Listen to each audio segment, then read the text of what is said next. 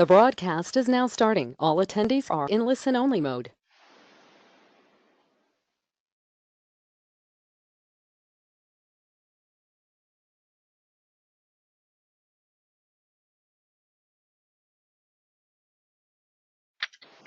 Good morning, guys, and welcome to our first StorageCraft webinar.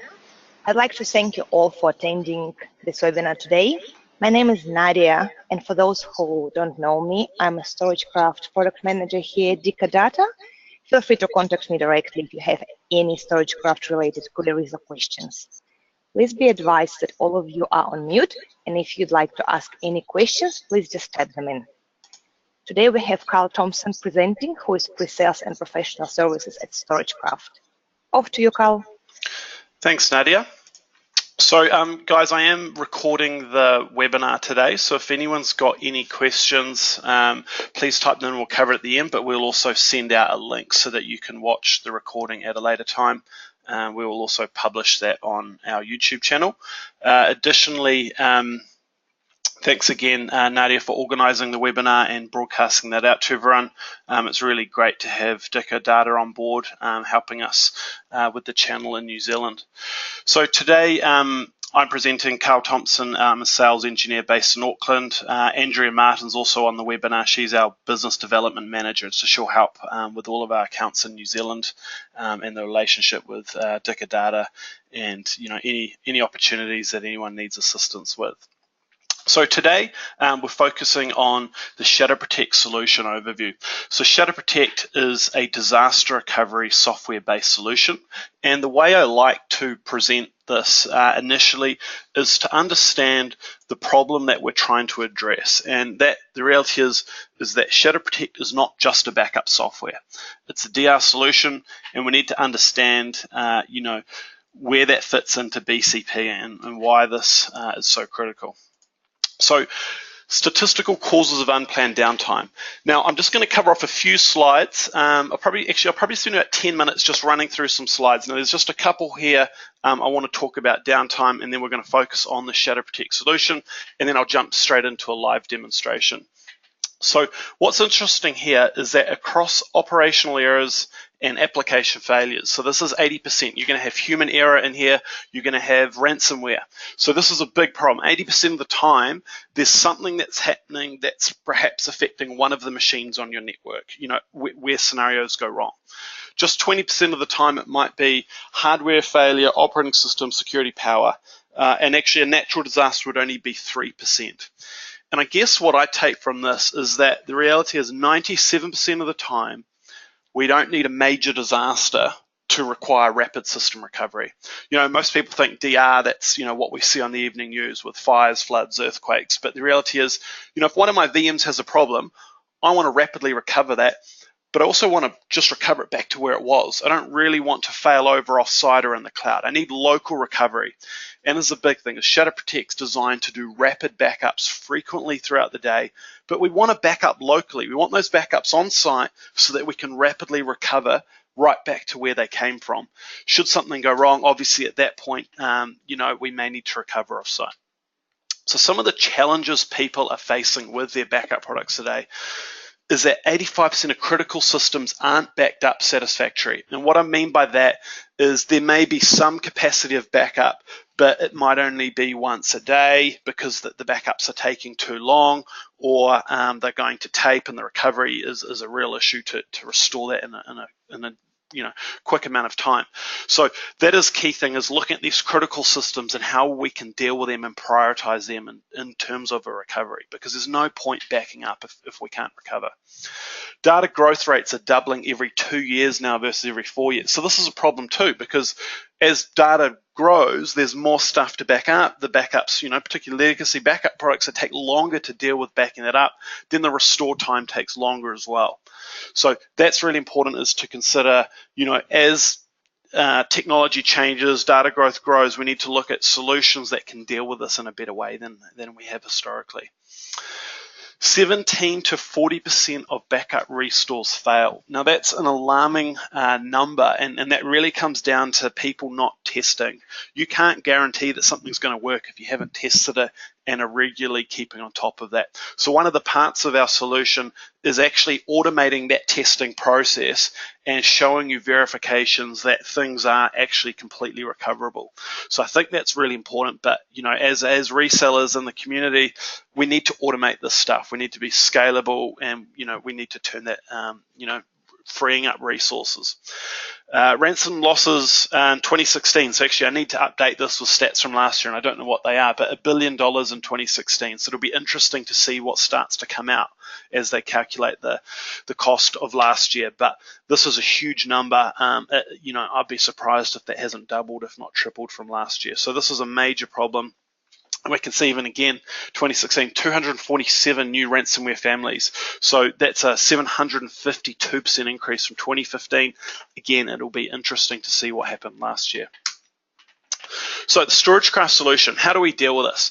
So we have a very comprehensive and reliable solution. Obviously, everything pivots on recovery. If we can't recover anywhere, anytime to anything, then we might be limited in terms of what we can do quickly.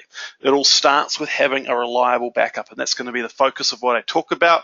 What we can do is wrap that backup into a centralized management, particularly multi-tenancy for our resellers to get visibility across all customers from one dashboard. Off-site replication is included for free with our backup products, so you can basically immediately or scheduled periodically replicate your data to a remote data center, to a remote office, into the cloud. We've got S3 connectors. We've also got a cloud services, which we can talk about a bit as well.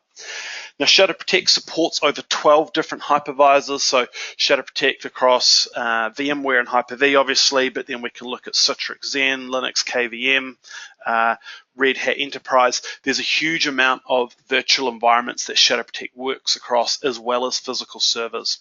So ShadowProtect has been leading in the physical space because of its very powerful hardware-independent restore. Any ShadowProtect backup across physical or virtual, they're all the same.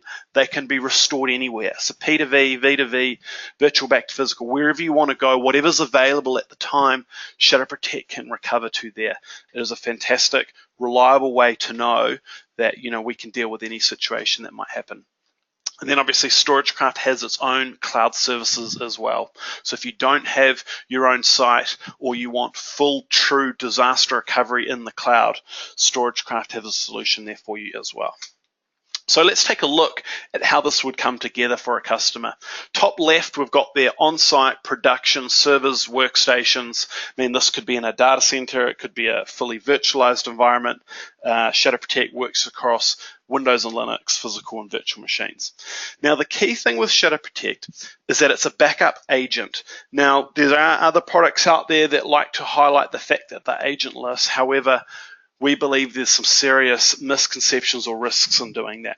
So one of the key things with ShadowProtect is that it is VSS aware. It ensures that we get a consistent, stable, guest-aware backup every time in these virtual environments. That means things like Active Directory, Exchange, SQL, SharePoint. The logs and the database are consistent, which means when we go to restore, we know that it was in a known good state and we have a successful recovery. So we believe having an agent is extremely important for any critical server, particularly running databases or application-aware services. So ShadowProtect does that very well. We believe the best way to do that is have an agent that's installed permanently, that doesn't have to get injected and then removed each time a backup tries to run. The next key thing that ShadowProtect does is it works in the low-level kernel of the Windows or Linux operating system and tracks real time. So in real time, it's constantly aware of what's happening. And you're going to see this in the demo I do at how fast ShadowProtect can actually back up. Even when you're talking multi-terabyte servers, because ShadowProtect's tracking in real time, it knows the changes. It doesn't have to interrogate the file system, and it results in a backup that's generally less than 30 seconds every time. This means that ShadowProtect can back up as frequent as every 15 minutes. There's no impact, there's no hypervisor stun or snapshot that occurs, so there's absolutely no disruption to the user. And this can run 24/7. We can have 96 backups a day.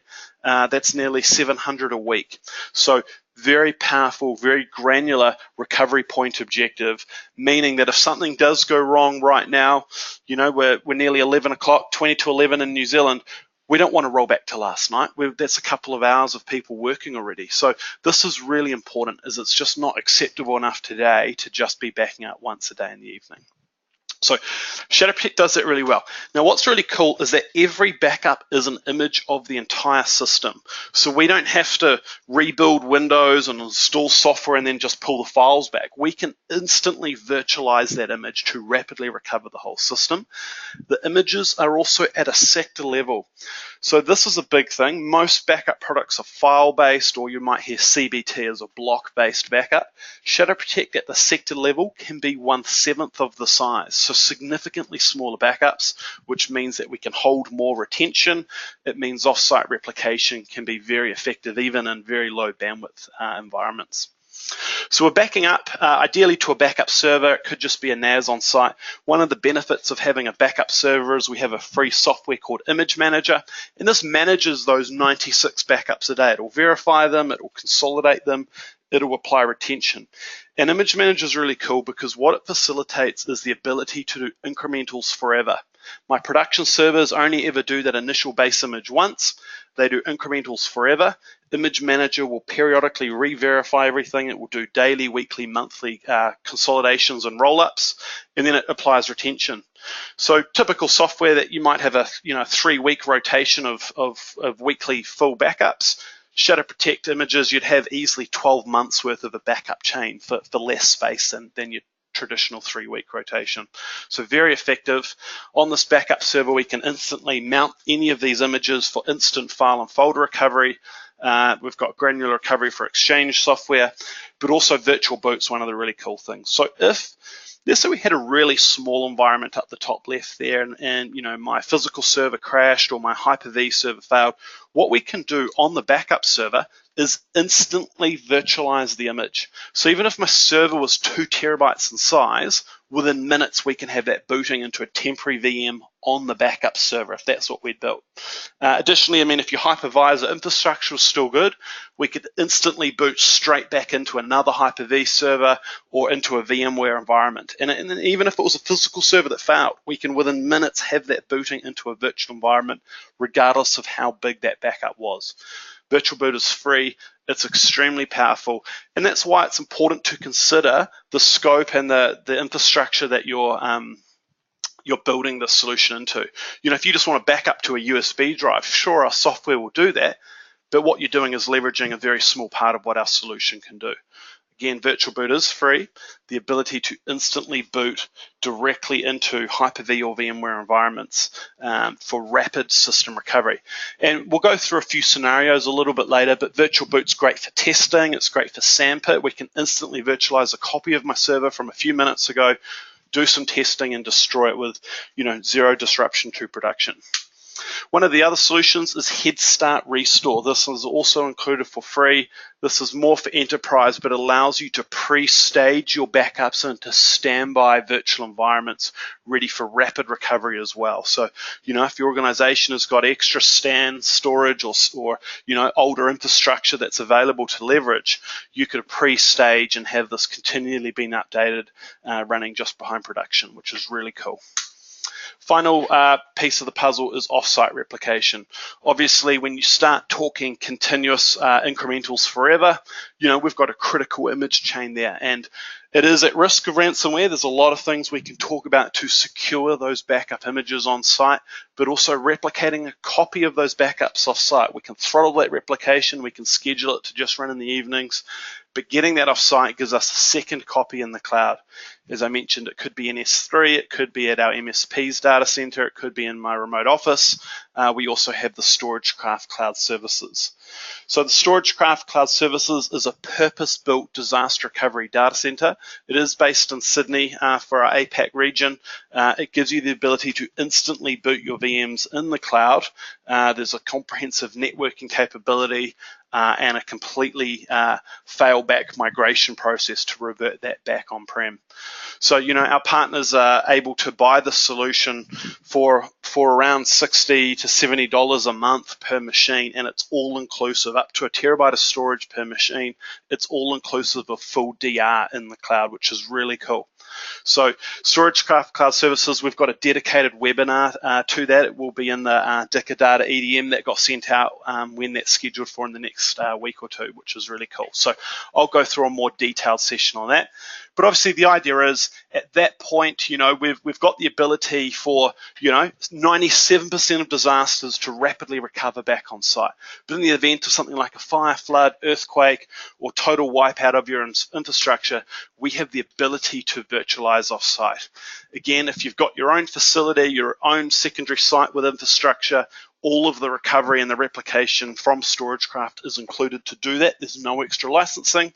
Otherwise, for a very minimal fee, I believe, you've got the ability to do that in StorageCraft's purpose-built facility, leveraging 5 nines of uptime, a highly resilient infrastructure, and one of the key things is having all that networking capability baked in. So obviously recovery on-site, off-site, in the cloud, it's all there, any to any. If that was a physical server on-prem, we can have that booting in the cloud within minutes, and you'll see this in the demonstrations that we do over these webinars. So in terms of a licensing perspective, it's extremely easy. Really, the main thing that you need to license is the actual machines that you want to protect. So the ShadowProtect virtual license is per virtual machine. You could buy a 10 pack and that'll work across however many hypervisors, just it's 10 VMs.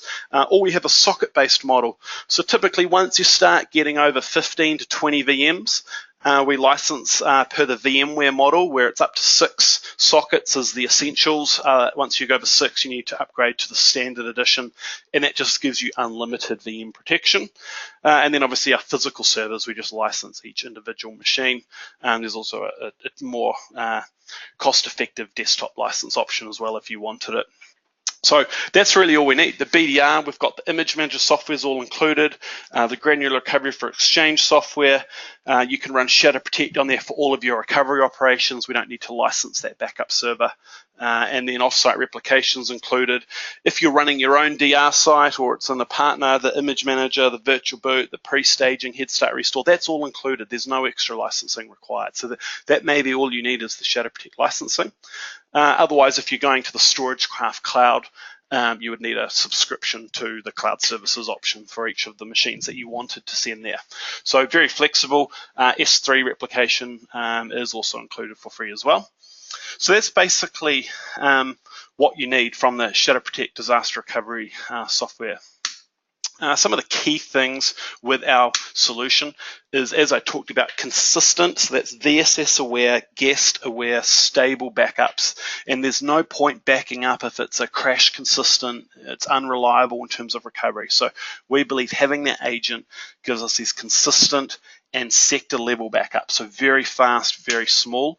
This allows us to back up every 15 minutes with no disruption to your users. And then because of these images, we can recover entire servers, regardless of how large they are, rapidly, which is really cool. And again, we will demonstrate that. Physical and virtual support. So one solution across many different hypervisors and physical machines. And this is really attractive for our resellers because they've got customers with all sorts of different stuff. And every day as we bring on more customers, you don't know what they have. And this is where ShadowProtect is really powerful for that single solution for protection everywhere. Image management's really powerful as well. By offloading the image manager to its own backup server, it means our production server is only ever doing these incrementals forever. So it's extremely low impact, zero impact on my servers. Image management on a backup server offloads that, and leveraging that capability in an offsite location significantly reduces, we don't have to worry about WAN optimization or WAN dedupe, that kind of thing, because the image manager will actually prune and manage that retention at both ends without having to, worry about taking multiple full images and dealing with them. And then finally, centralized management, having one dashboard that's multi-tenancy across all customers for complete visibility, reporting, push installs, updates, all that kind of stuff. It's all included at no extra cost, which is fantastic. So one of the key things I touched on was virtual boot. Now I'm just going to go through this quite quickly so we can jump into a demo. I realize there's only 10 minutes left, so please do type in any questions you have and we will answer them at the end. So some of the key things with virtual boot is that it supports virtualizing any backup directly into vSphere, Hyper-V, or Oracle VirtualBox. It's great for testing and verifying backups. It's great for system recovery and also system migration. It's totally free ability to do this with any ShadowProtect backup. With the VirtualBox option, this is great for like a Windows PC backup server. You can install the free Oracle VirtualBox hypervisor and it will rapidly boot any ShadowProtect backup, without having to need one of your primary hypervisors running. The Hyper-V option requires Server 2012 the latest version now, SPX 6.7, also supports Windows 10 and 2016. So we could have, physical and virtual servers backing up to a Windows 10 PC and leveraging a Hyper-V role there. We can instantly virtualize them for testing or for temporary recovery, which is really cool. And then the VMware vSphere option. This actually won us the Gold Award in 2016 at VMworld, one of the best in the data protection category out of 145 different backup vendors. StorageCraft has the best integration into vSphere for this type of solution. So it's fully certified as VMware ready. It allows you to leverage your existing VMware infrastructure for that recovery process. You can instantly virtualize any image as guest VMs. It can migrate physical to virtual. vSphere talks directly to our backup image. It's only one hop away. It doesn't have to route through a management server or an additional VM. So we get rapid recovery very quickly, no secondary conversion process. Requires ESXi 6.0 update 2 or newer. That's what includes the VMware VIO filter, and that's really cool way for rapid recovery into those environments. Just skipping through this quite quickly so we can get into a demo. Oops, sorry about that. My PowerPoint's just dropped off. Give me a second here. I was just going to quickly cover off the some of the use cases here. So we talked about winning the award here. So Virtual Boot's great for testing backups. It's great for temporary system failover. If we recover it over to a backup server, it buys us time to go and fix the original server. Testing in a sandbox. If you're doing a major line of business application or software update, we can Virtual Boot a copy of the backup into an isolated VM. We can test changes, all that kind of stuff, while the production server is still running without any disruption, which is really cool. Historical data access, seamless recovery and complete migrations, specifically with the vSphere option as well, which is pretty cool.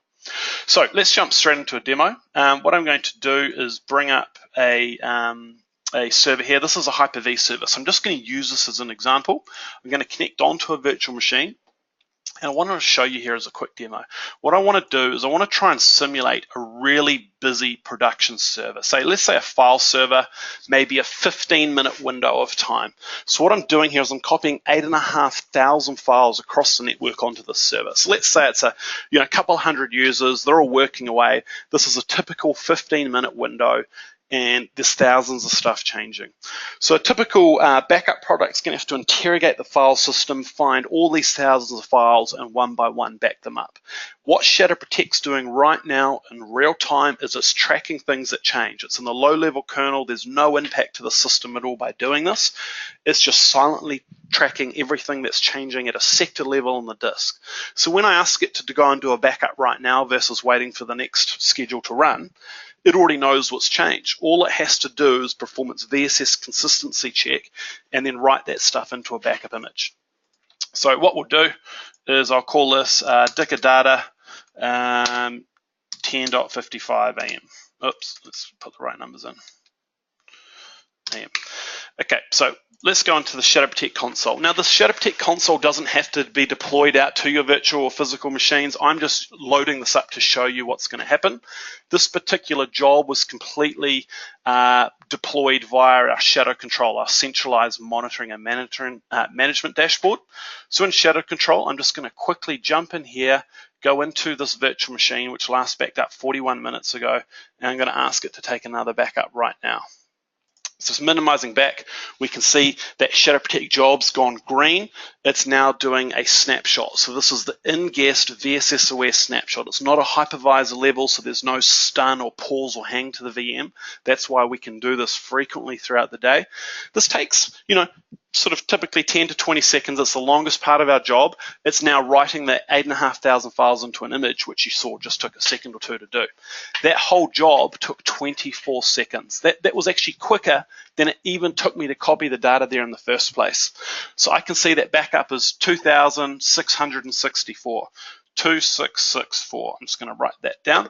I've got the ability to instantly mount that backup now for file and folder recovery. I can go back to any point in time or zoom out and see previous backups that we've done over the previous days. But let's take the scenario and say, look, I'm making a change to the server. We go in here, in the middle of the day, we do some urgent software update for the customer, and all of a sudden it crashes. We get a blue screen, maybe we've got ransomware, but I don't want to go back to last night. I want to go back to my most recent backup. So that Hyper-V VM here, that's just crashed. It's just going to power itself off now. And my high availability is no good. I need to go back to backup. So on another computer on the network, we're just going to launch a free version of the ShadowProtect console. We're going to go and navigate to that backup, and we're going to recover that as quick as possible. So I'm going to click here on Virtual Boot button. This will allow me to go and browse and find that backup.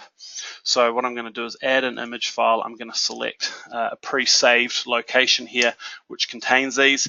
And there's that backup we just did, 2,664. I'm going to select that. I've got 256-bit encryption on this. I'm going to put in my encryption key. It's going to automatically bring across all volumes from that server we just backed up. So, I could take a volume and roll it back to an older version, and I might want the most recent C drive, but D drive needs to go back 2 hours because of a problem. It's very flexible. Now, as I mentioned, we can recover instantly into VirtualBox, Hyper-V. That was a Hyper-V VM. So let's actually recover it into vSphere, and you can just see how powerful our backup and recover to anything really is. So I just need to log in to my vSphere. I don't have the certificate on there, so that's okay. We'll log in, where then it's going to go and find where the backup images were. So it's found the path here. This is going to get handed over to vSphere to recover for me. Going to select an ESXi host. The first time you do this, it installs a plugin, which has already happened. Click Next. I'm going to select the data store I want to use, and we'll give it a name. So I'll just call it Dicadata 01. 2 core, 2 gig of memory. Automatically start the VM after creating it. Click Create. So that's it. Within a couple of minutes, that server will be fully booting into my VMware environment. One of the options you might have seen I just skipped over was migrate the data drive to vSphere. What that would do is it would do a complete full restore. Now, I don't have time to wait. If that VM was a couple of terabytes, that might take an hour or two to restore.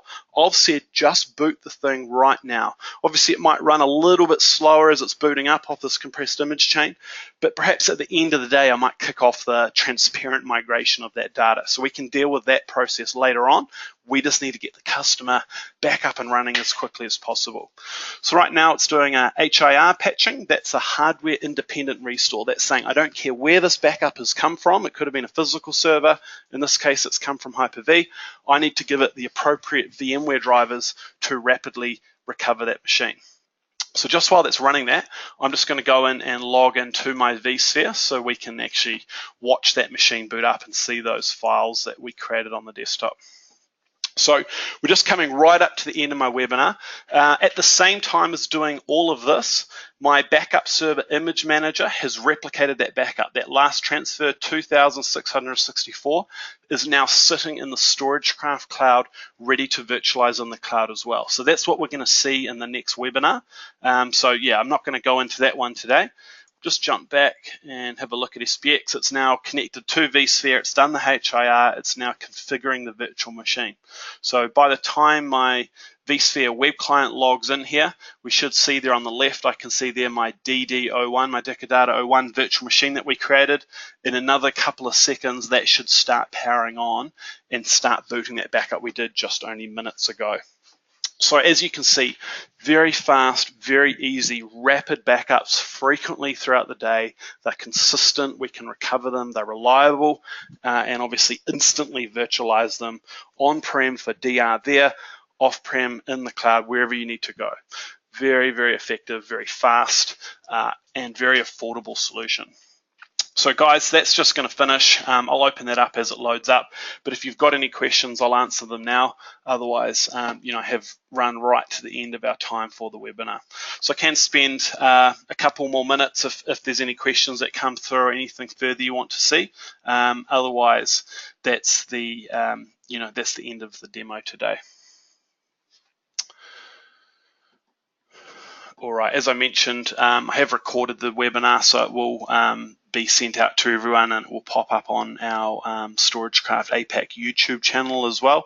That's a really good resource to go and view any of our demos on our solutions that we have available. One of the other webinars coming up that I'll be doing with Dicadata in the coming weeks is cloud backup for Office 365. So that gives us the ability to back up your customers' mailboxes, contacts, calendars, OneDrive and SharePoint data every 8 hours, 3 times a day in the cloud.